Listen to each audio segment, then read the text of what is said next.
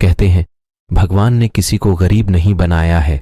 उन्होंने हर किसी को इतना दिया है कि वो अपना जीवन गुजार सके, और अगर किसी को जरूरत से कम दिया है तो भगवान उसके लिए कुछ न कुछ ऐसी व्यवस्था कर ही देते हैं। उनका जीवन चलता रहता है। हम अक्सर दूसरों की अमीरी देखकर अपनी अमीरी और गरीबी का अंदाजा लगाते हैं। यदि हमारे पास 10 रुपये हों और सामने वाले के पास 100, तो हम अपनी नजरों में गरीब हो जाते हैं और सामने वाला अमीर हो जाता है। हम यह नहीं सोचते कि एक व्यक्ति कितनी मेहनत से रुपये कमाता है, 100 काम कर रहा है, उसकी जरूरतें क्या हैं।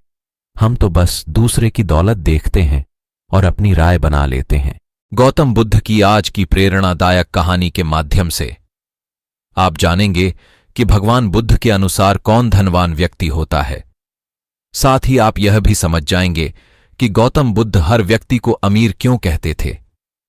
गौतम बुद्ध की कहानी आपको बहुत प्रभावित करेगी और बुद्ध की इस प्रेरणादायक कहानी से मिली सीख आपके बहुत काम आएगी। एक बार की बात है, ऐसा हुआ, एक राज्य के राजा ने गौतम बुद्ध को कुछ दिनों के लिए अपने राज्य में आने का निमंत्रण दिया। बुद्ध ने उस राजा का निमंत्रण स्वीकार कर लिया और अपने कुछ शिष्यों के साथ उस राज्य में चले गए।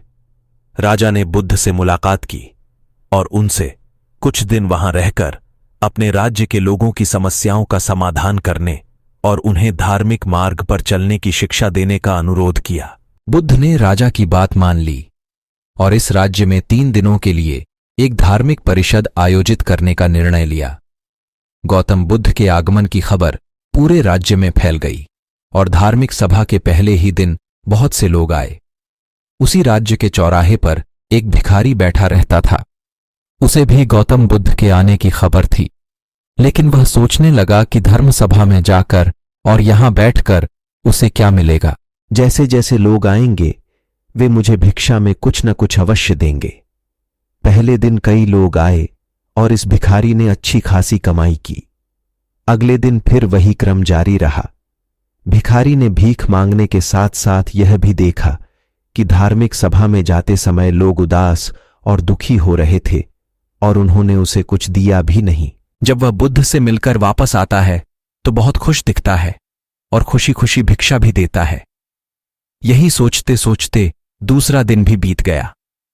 तीसरे दिन जब बहुत कम लोग आए तो भिखारी परेशान हो गया। उसने कमाई नहीं की। उसने सोचा कि बुद्ध तो सबकी समस्याओं का समाधान दे रहे हैं, तो क्यों ना मैं भी उनके पास जाऊं और अपनी गरीबी दूर करने का उपाय पूछूं। ऐसा सोचकर वह भी धर्म सभा में गया, लेकिन वहां लंबी कतार थी। बड़ी मुश्किल से उसकी बारी आई। बुद्ध के पास पहुंचकर उसने प्रणाम किया और कहा, प्रभु, इस गांव में सभी लोग सुखी हैं और सभी लोग धनवान तथा सुख सुविधा संपन्न हैं, फिर मैं गरीब क्यों हूं? तुम गरीब हो क्योंकि तुम हमेशा दूसरों से मांगते रहते हो, लेकिन कभी किसी को कुछ नहीं देते हो। भगवान बुद्ध ने उस भिखारी को देखा। आपको लगता है कि लोग तुम्हें भीख में बहुत सारा धन देंगे, लेकिन आप किसी को बदले में कुछ भी नहीं देना चाहेंगे। यह सुनकर भिखारी बड़े आश्चर्य से बोला, हे प्रभु, क्या मैं लोगों को कुछ दूंगा? मैं भीख मांगकर ही गुजारा करता हूं। मेरे पास देने को आखिर है क्या? बुद्ध कुछ देर के लिए चुप हो गए और कुछ देर रुककर बोले, तुम बहुत मूर्ख हो। भगवान ने तुम्हें और हम सभी को किसी को देने या दूसरों के साथ बांटने के लिए बहुत कुछ दिया है। आपने एक मुस्कान दी है जिसे आप दूसरों के साथ साझा कर सकते हैं और उन्हें आशा और उम्मीद दे सकते हैं।